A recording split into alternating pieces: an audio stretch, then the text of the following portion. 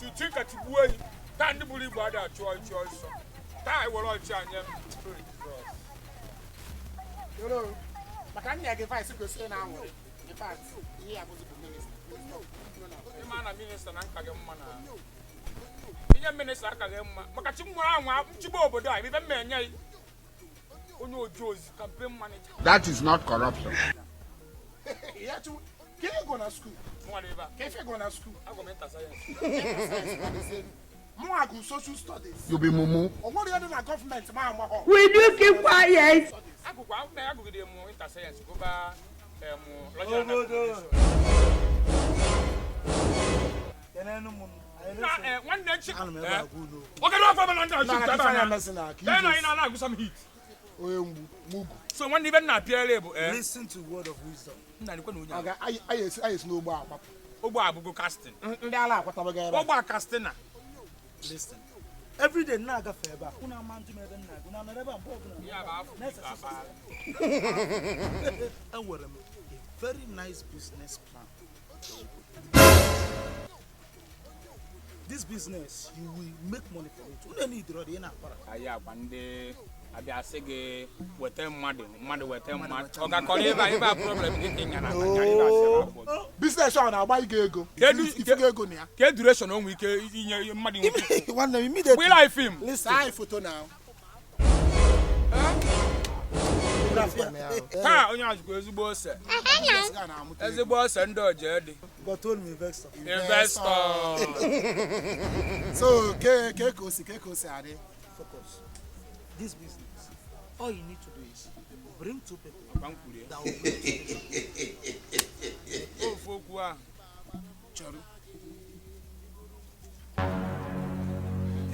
so how get the duration of your Asa, if for that 2 people, you make this one over. Madam, I want 2 people. When you bring 2 people that bring 2 people, I want 2 people. Now just 2 people. Over. It's a good investment. Let's go shift. Amaka. Amao. Ame. Why you man Alicia? He carry 2 people also. Make way for 2 people. No, 2 people. Now you go. I don't understand. What is the meaning of this? You know, 2 people. I said 2 people.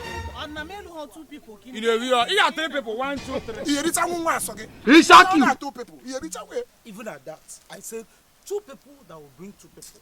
So this person is still 1, but if you call it 2, we say 2 people that will bring 2 people. Chiama. Call other people mumu. Chame, you go to 7 people. Another 2 people. Exactly. 2 people to bring 2 people. I bring 6 people. I can hear you guys, my son. I have to go get 2 people. Now this is not what. Not going to stand on him. Listen. Let me.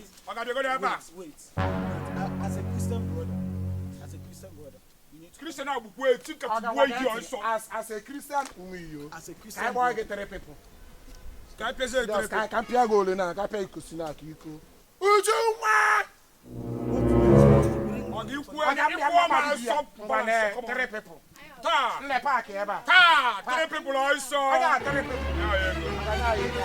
Listen. When I say 2 people will bring 2 people.